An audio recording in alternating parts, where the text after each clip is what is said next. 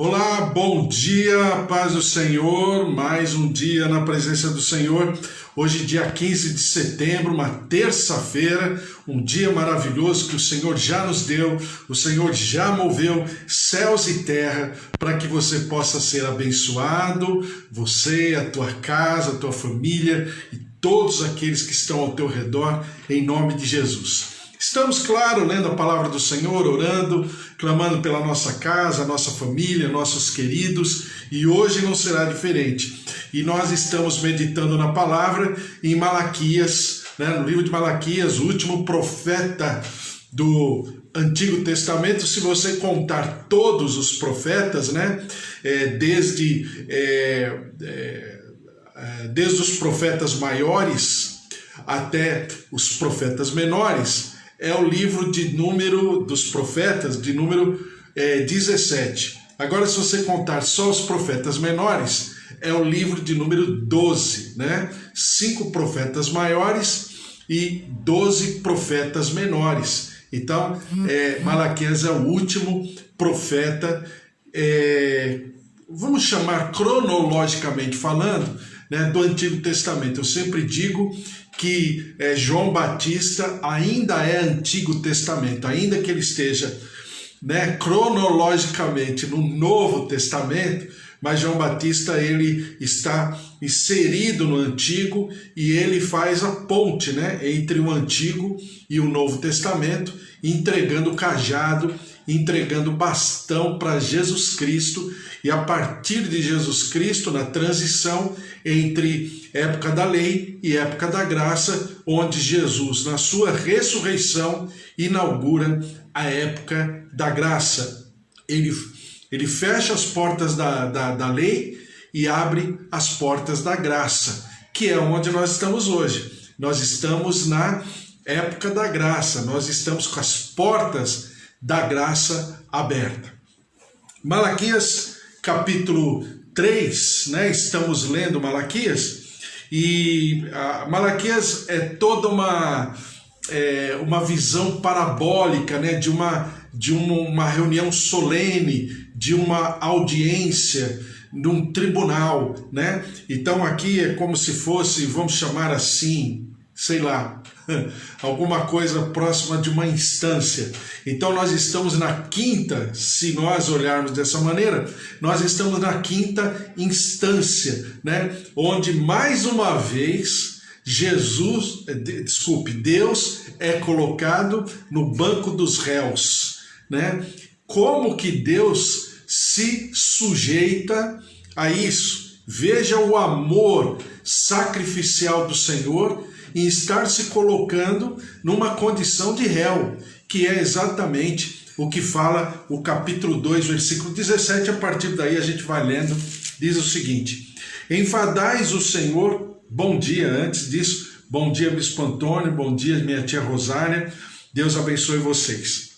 Malaquias capítulo 2, versículo 17 diz assim: enfadais o Senhor com vossas palavras, e ainda dizeis: em que o enfadamos? Nisto que pensais. Qualquer que faz o mal passa por bom aos olhos do Senhor, e desses é que ele se agrada. Ou onde está o Deus do juízo? Então a pergunta do povo é o seguinte, Deus não está derramando do seu juízo, ou seja, não está tomando providência, e ao mesmo tempo ele está sendo conivente com o mal. E isso é uma idiotice completa. Só que, claro, a gente estudando, a gente pensa isso, mas no nosso cotidiano, assim como esse povo, às vezes nós nos vemos pensando dessa maneira, por aquilo que está acontecendo ao nosso redor. Será que Deus está ouvindo? Será que Deus está vendo? Será que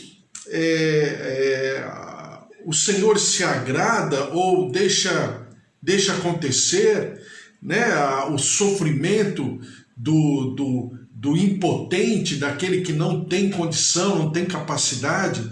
E o que Deus pensa de tudo isso? E as tragédias? Aí diz assim: capítulo 3, versículo 1.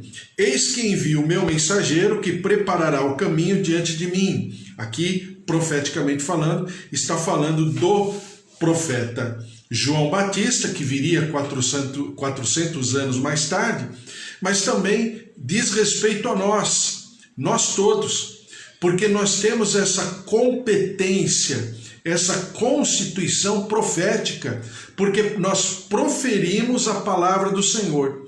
E quando você profere a palavra do Senhor, está inserida nessa palavra a volta, o cumprimento da palavra do Senhor. Para João Batista, é aquele que viria. Para nós, aquele que voltará, né?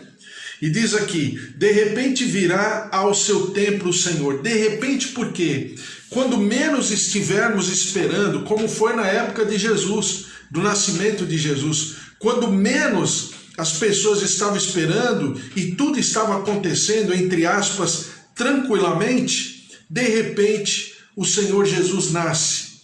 E ele pega tanto de surpresa a todos, que precisou 3 magos do Oriente virem de fora, né, para trazerem a notícia, as boas novas, que o Senhor Jesus havia nascido. Então, é de repente. Por que de repente? Porque nós temos que estar como que vigilantes, como Jesus fala em muitos textos no Novo Testamento. Diz aqui, virá ao seu templo o Senhor, a quem vós buscais, o anjo da aliança, a quem vós desejais. Eis que ele vem, diz o Senhor dos exércitos. Mas quem poderá suportar o dia da sua vinda? E quem poderá subsistir quando ele aparecer? Porque ele é como o fogo do ourives e como a potassa dos lavandeiros. Assentar-se-á como derretedor e purificador de prata. Purificará os filhos de Levi e os refinará como ouro e como prata. Eles trarão ao Senhor justas ofertas. Purificará como ouro os filhos de Levi, que somos nós. Lembram-se, né, da figura do sacerdote no Antigo Testamento, quando nós já vimos isso alguns dias atrás, de que nós somos essa nação de sacerdotes. Espiritualmente falando, nós somos essa tribo de Levi, conforme diz lá em Pedro e outros textos na palavra do Senhor, Apocalipse, que nós somos uma nação de sacerdócio real. Nós somos sacerdotes do Deus vivo. Por quê? Porque em Hebreus diz que Jesus é o sumo, acima, né? Sumo sacerdote. Se ele é sumo, é porque tem uma, vamos dizer assim, uma camada, uma casta menor. Quem é? São os sacerdotes, que somos nós. Nós todos temos essa constituição sacerdotal e por isso nós somos chamados aqui na palavra de filhos de Levi, tá? E diz aqui, e os refinará como ouro e como prata, eles trarão ao Senhor justas ofertas. O que representa a oferta, claro que a gente vai conversar a respeito mais para frente, talvez amanhã, mas o que significa levar a oferta? A oferta é uma atitude de reconhecimento. A oferta é uma atitude de alguém que teme, que respeita, e que tem no objeto amado uma gratidão, e por isso ele leva a oferta como se fosse um presente, né? Um presente devido, não por dever, devido porque conquistou, porque fez por merecer, porque fez por ter de nossa parte aquele presente, é uma oferta, né? Algo que me, entre aspas, me custa, mas eu abro mão para entregar ao Senhor, para levar ao altar do Senhor. E diz aqui, então a oferta de Judá e de Jerusalém, ou seja, a oferta da descendência bendita, né? A oferta da descendência bendita significa Jesus Cristo. A oferta de Judá e de Jerusalém será agradável ao Senhor. Judá por uma questão de geração, de herança terrena, de raça, de constituição de árvore genealógica, né? E depois de Jerusalém, por quê? Porque é uma descendência sacerdotal, alguém que está oficiando, consagrado, separado para o ofício de adoração. Diz aqui, como nos dias antigos e como nos primeiros anos. Versículo 5, diz aqui: chegar-me-ei a vós outros para juízo. Um momento, Deus está falando dele, se colocando na primeira pessoa. No outro momento, ele está falando dele, mas se colocando, colocando o texto, a frase, na terceira pessoa. Ou seja, é o Pai falando, é o Deus Pai, mas ao mesmo tempo dizendo a respeito do Filho, que agirá, que se manifestará, como diz aqui, o anjo da aliança, né? O anjo da aliança aqui é Jesus Cristo. Diz assim: chegar-me-ei a vós outros para juízo, serei testemunha veloz contra os feiticeiros, contra os adúlteros, contra os que juram falsamente, contra os que defraudam o salário do jornaleiro e oprimem a viúva e o órfão, e torcem o direito do estrangeiro, e não me temem, diz o Senhor dos Exércitos. Aqui, e eu quero parar aqui, estacionar aqui um pouquinho, no versículo 5, esse prometido, esse que haveria o mensageiro preparando o caminho para que ele pudesse andar por esse caminho preparado, que é João Batista, preparando o ambiente para Jesus se manifestar. Esse Jesus, esse prometido, ele traria exatamente o equilíbrio, né? Sempre quando a gente vê, alguém faz alusão ao direito, à justiça, né? Tem aquela imagem daquela mulher segurando uma balança com os olhos vendados, né? Uma balança, porque para trazer o equilíbrio e ao mesmo tempo trazendo o equilíbrio sem pender para um lado ou pender para o outro. Por isso que ela está vendada, para que ela seja completamente imparcial, neutra a respeito daquela situação que ela deve, entre aspas, né, figura de linguagem, que deve julgar. Então, primeiro, juízo é alguém que tem autoridade, constituição e poder para determinar, para estabelecer. Segundo, serei testemunha veloz contra os feiticeiros e contra os adúlteros. Feiticeiro, no sentido geral, é aquele que traz uma visão deturpada daquele que era, e sempre será o autor e consumador da nossa fé, Jesus Cristo. Então, feiticeiro por quê? Porque de uma maneira, entre aspas, mística, completamente desassociada de Jesus Cristo. Feiticeiro porque traz de coisas, de magia, de crendices, disso e daquilo, mas que desviou, levou pessoas a se enveredarem por um caminho de erro. Diz aqui, depois, contra os adúlteros. Adúltero não é apenas e tão somente aquele que comete o crime, né, da violência sexual, mas é adúltero em todos os sentidos. É aquele que adultera, principalmente a palavra do Senhor, a lei do Senhor, os estatutos do Senhor, os decretos do Senhor, os juízos do Senhor e os mandamentos do Senhor. Então, feiticeiro, porque leva de uma maneira mística a pessoa a andar por caminhos escusos, diferentes daquilo que é o caminho de Deus. Adúltero, porque exatamente ele violenta aquilo que é santo, aquilo que é sagrado, aquilo que representa Deus, diz respeito de Deus. Diz aqui, e contra os que juram falsamente. E, claro, são os mentirosos, né? Pessoas que mentem de maneira deliberada. Diz aqui, e contra os que defraudam o salário do jornaleiro. Jornaleiro é, vamos dizer assim, na pirâmide social, é a base da pirâmide, né? É a pessoa mais simples, é o trabalhador mais simples, de salário menor. E essas pessoas defraudam o direito do trabalhador. Jornaleiro é de jornada, né? É de um tempo de trabalho, ou seja, aquilo que seria prometido, aquilo que seria de direito, não é visto, não é valorizado, não é cumprido pelas autoridades que estão por sobre essa pessoa. Depois diz assim, oprimem a viúva e o órfão. Por que viúva e órfão?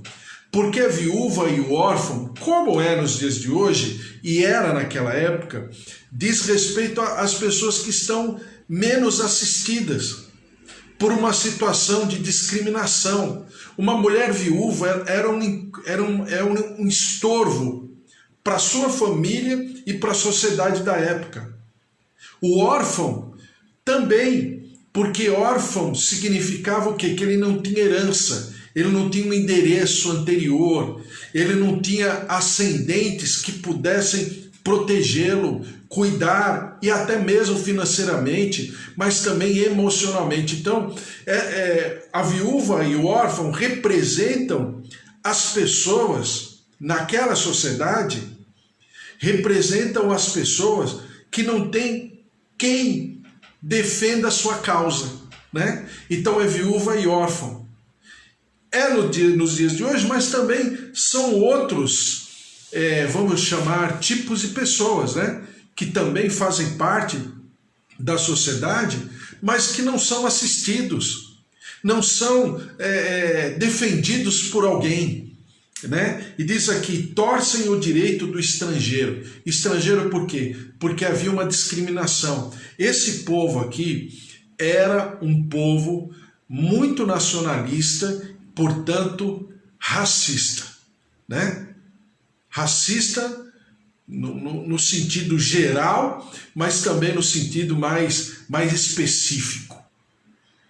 Então, diz aqui, e não me temem, diz o Senhor dos Exércitos. A palavra do Senhor aqui está falando exatamente sobre aquilo que nós vivemos no nosso cotidiano, no nosso dia a dia. Eu estava assistindo ontem, ouvi pelo rádio, mas eu também assisti em algum noticiário, que o INSS, as agências do INSS, voltariam a funcionar nessa segunda-feira, ontem, né? E que por todo o Brasil, salvaguardada as condições, os protocolos, né, que deveriam cumprir, o protocolo de distanciamento, né, o protocolo da higienização das mãos, de condição sanitária, enfim, as agências iriam abrir. Agora, aqui em São Paulo, um sindicato dos trabalhadores do INSS entrou com uma liminar na Justiça Estadual, né, para que o INSS não abrisse ontem, porque segundo a avaliação deles, não teria as condições mínimas para atender as pessoas dentro desse novo normal, como chamam por aí, por causa da pandemia.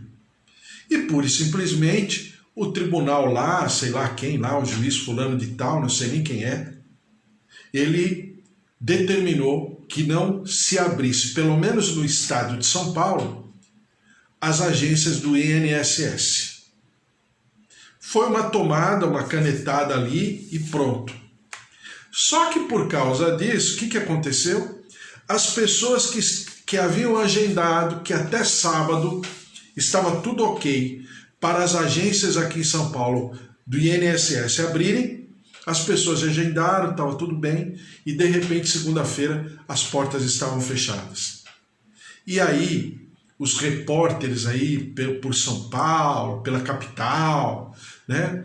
Entrevistaram pessoas na fila que não sabiam o que estava acontecendo, entrevistando pessoas que passariam por perícia médica, né? Pessoas com fragilidades de saúde mesmo, né? Entrevistaram lá uma senhora que estava com uma touca assim, parece que estava com em tratamento, possivelmente de algum tumor, porque a sobrancelha dela, né, uma senhorinha, sobrancelha bem ralinha, com uma touca, se percebendo que talvez o tratamento já estava atingindo o couro cabeludo, falta de cabelo. E aí entrevistou um senhorzinho, um senhor de idade, magrinho, né? Todo fragilizado, ferimentos nas mãos, nos braços.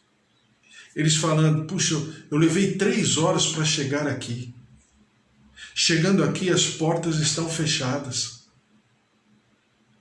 E não tem ninguém para poder nos atender, poder falar alguma coisa, simplesmente as portas estão fechadas. Ou seja, isso é o retrato daquilo que diz a palavra sobre viúva, órfão, salário de jornaleiro, que oprimem viúva e órfão e torcem o direito do estrangeiro. Por quê?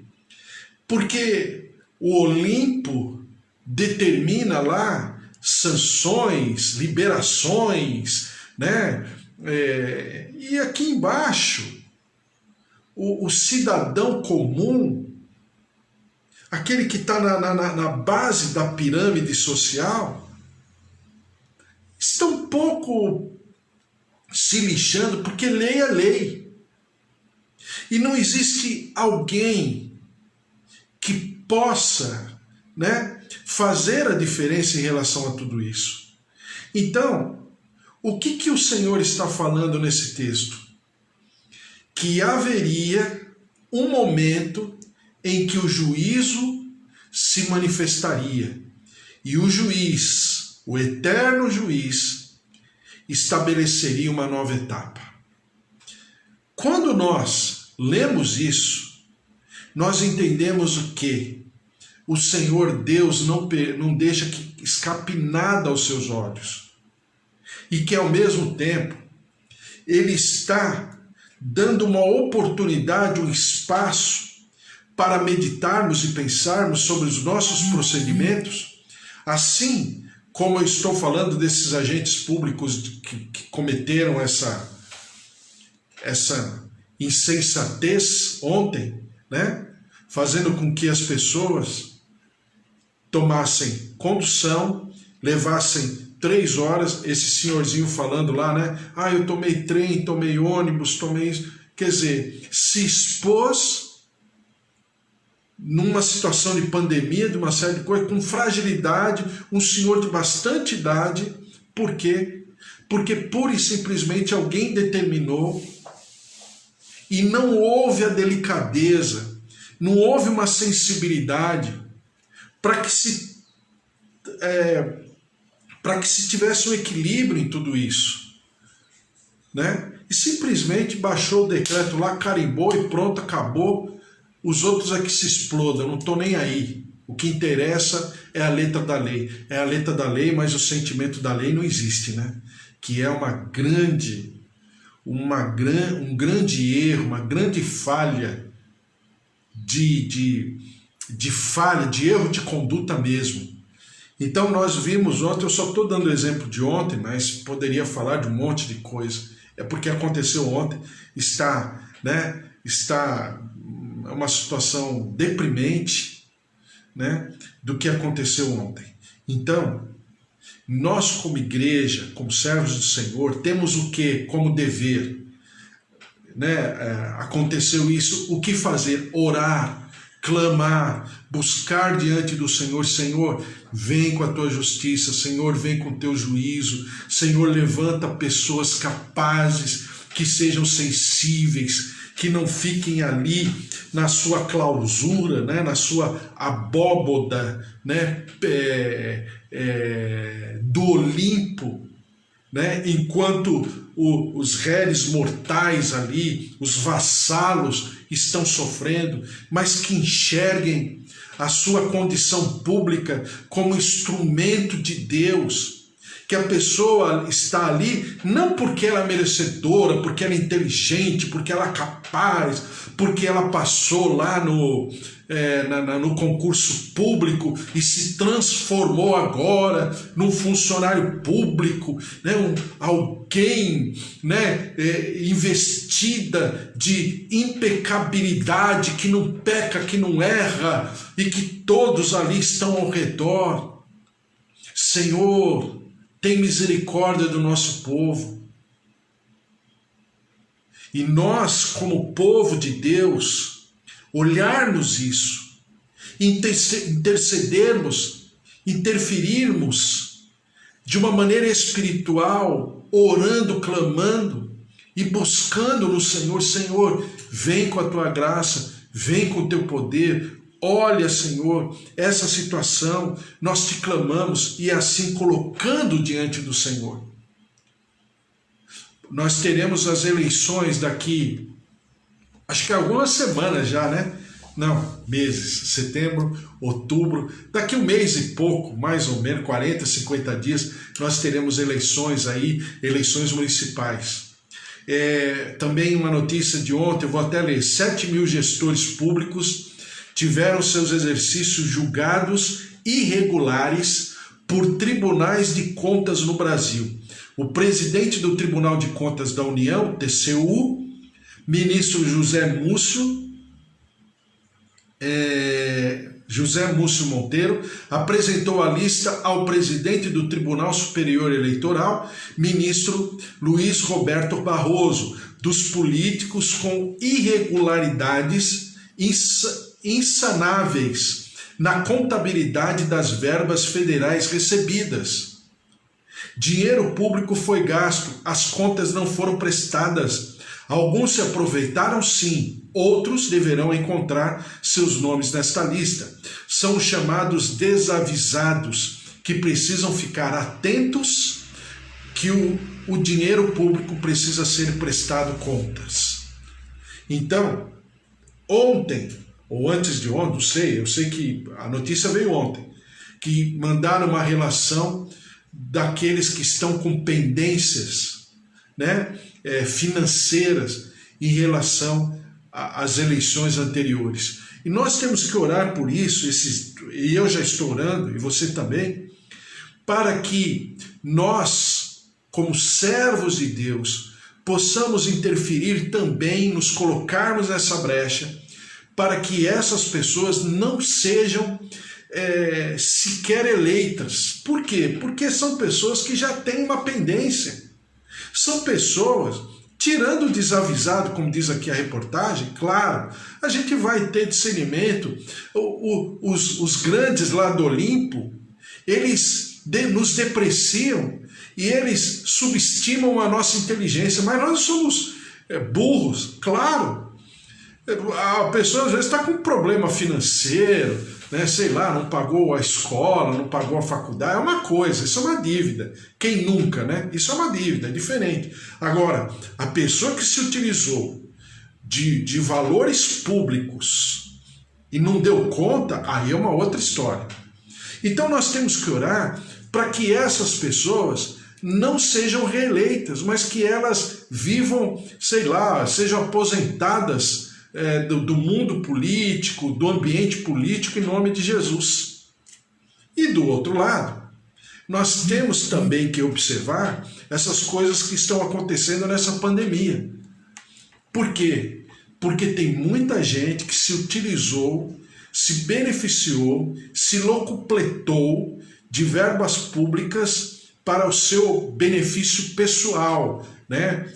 Haja visto o que está acontecendo com o governador lá, o Witzel, governador do Rio de Janeiro, e secretários da saúde pelo Brasil inteiro aí, do Amazonas e outros lugares, né? Haja vista o que aconteceu aí, que foi até secretário do transporte aqui do estado de São Paulo e outros. Essas pessoas precisam ser banidas do mundo político pelo voto, ou seja, pelo não voto. Como também os maus feitos, né, de incapacidade pública que tiveram, por exemplo, esse Bruno Covas, o Dória. Pode ser inteligente, pode ser muito bom, mas não tem uma capacidade pública, não consegue enxergar, né? Não consegue se enxergar como uma pessoa responsável, investida por Deus, para ser instrumento de Deus na vida dos necessitados e tudo mais, como aconteceu nessa pandemia. Então, nós temos que estar com a Bíblia na mão, com o jornal lido e ao mesmo tempo estarmos colocados como vigilantes, como atalaias. Porque Malaquias mais uma vez mostra que o justo juiz se manifestará. E o justo juiz hoje tem em mim e em você seus instrumentos para orarmos, clamarmos, expormos diante da presença do Senhor, diante do mundo espiritual e sabermos que a oração do justo pode muito em seus efeitos. Então, Malaquias 3 fala da manifestação daquele que deveria vir e veio, que é o anjo da aliança Jesus Cristo. Segundo o mensageiro, diz aqui, João Batista preparou o caminho para que nós pudéssemos hoje, no nome de Jesus Cristo, orarmos, clamarmos e nos derramarmos pelo nosso país, pelo nosso povo, pela nossa casa, nossa família, em nome de Jesus. Amém? Glória a Deus. Amanhã tem mais, amanhã estaremos falando mais, porque a palavra do Senhor diz assim: virá ao seu templo o Senhor, a quem vós buscais, o anjo da aliança, a quem vós desejais. Eis que ele vem, diz o Senhor dos exércitos. Glória a Deus. Porque pergunta, mas quem poderá suportar o dia da sua vinda? Ah, Senhor, que eu possa ser encontrado, conectado com esse momento, com essa atmosfera da tua presença, da tua glória, do teu poder, sendo como vigilante ou atalaia, o representante do teu reino aqui na terra. Glória a Deus, a Ele toda a honra e toda a glória, em nome de Jesus. Amém? Vamos orar, colocar diante do Senhor nossos pedidos, nossas famílias, nossos queridos, em nome de Jesus. Vamos orar. Cida, não existe socorro a não ser de Deus, é verdade. Raquel, Raquel, estou orando por você, hein? Pelo teu trabalho, no teu novo tempo aí, no trabalho em nome de Jesus, nas novas atividades profissionais, também pelo Fábio, Deus abençoe. Eva, em nome de Jesus também. Cida, Deus abençoe a todos. Bispo Antônio, a presença, o poder, a minha tia Rosária, a glória do Senhor, também a Mônica, estamos orando pela saúde dela, pelos olhos dela, o Gerson, todos nós estamos colocando diante do Senhor para que a saúde, a glória, o mover de Deus se manifeste. Hoje é aniversário do Davi. Parabéns, hein, Davi? Glória a Deus. Deus abençoe, Cida. Parabéns para você também, viu, Cida? Deus abençoe a todos aí na tua casa, essa família bendita, essa família sacerdotal, de servos do Senhor, tementes ao Senhor. Deus abençoe a todos em nome de Jesus. Vamos orar. Senhor, nosso Deus, nosso Pai, nós te louvamos, te agradecemos por tudo aquilo que o Senhor já tem feito, tua glória, o teu poder, a tua unção, teu mover de vida. O prometido das nações veio e na sua misericórdia o Senhor manifestou e o Senhor nos convenceu da justiça, do juízo e do pecado. E um dia nós declaramos Jesus como o nosso Senhor e o nosso Salvador. A Ti toda a honra, toda a glória. Por isso, Senhor, nós estamos prontos, preparados. Nós estamos, Senhor, e nos sentimos convocados nessa santa convocação para sermos representantes, embaixadores do Teu reino. Por isso, ó Deus, nós clamamos pelo nosso país, nossos familiares, nossos queridos, filhos, pais, avós, idosos, tios, mas também, ó Senhor, pelo nosso Brasil, pelo nosso povo que sofre, ó Deus, por causa desses agentes públicos cruéis, em situação, ó Deus, até de uma falta de sensibilidade, de sentimento, ó Deus, em relação ao próximo, e nós colocamos diante do Senhor. Vem com a tua justiça, vem com o teu juízo, move-te dos céus, e ao mesmo tempo, ó Senhor, que nós estejamos derramados, humilhados diante de Ti.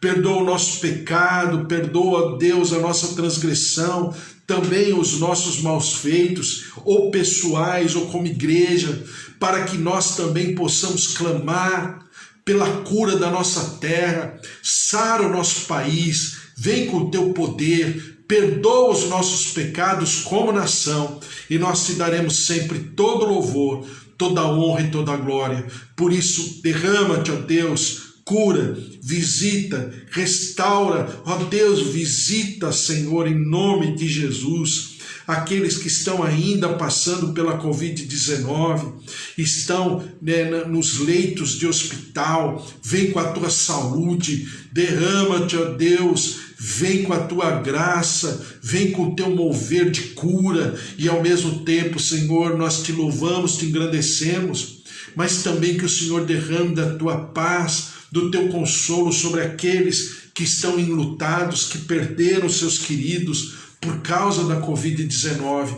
Senhor, consola, conforta, derrama-te com a tua paz, uma paz que excede o entendimento, mas que essas famílias sejam visitadas pelo Senhor, e nós daremos sempre ao Senhor toda a honra e toda a glória. Por isso, ó Deus, uma terça-feira maravilhosa, o Senhor nos dá essa terça-feira, e nós a devolvemos na tua presença, para que o Senhor cumpra com todo o seu propósito sobre a nossa vida, nossa casa, nossa família, em nome de Jesus. Amém. Amém? Glória a Deus, que Deus te abençoe. Amanhã tem mais, amanhã às 10 horas da manhã, que o Senhor esteja sobre a tua vida, a tua casa, a tua família, que o amor de Deus Pai, a vida vitoriosa em Jesus Cristo e as consolações do Espírito Santo da promessa estejam sobre a tua vida, sobre a tua casa, a tua família, os teus queridos, e nunca te falte nem coisa pequena nem grande, mas em tudo o Senhor te dê dupla honra, dupla alegria, e o Senhor se manifeste com suprimento, com vida, com prosperidade, em nome de Jesus. Porque se Deus é por nós, quem será contra nós? Se o Senhor é o nosso pastor, de nada nós teremos falta. Em nome de Jesus. Amém? Até amanhã, fique na paz. Tchau, tchau. Beijo. Deus abençoe.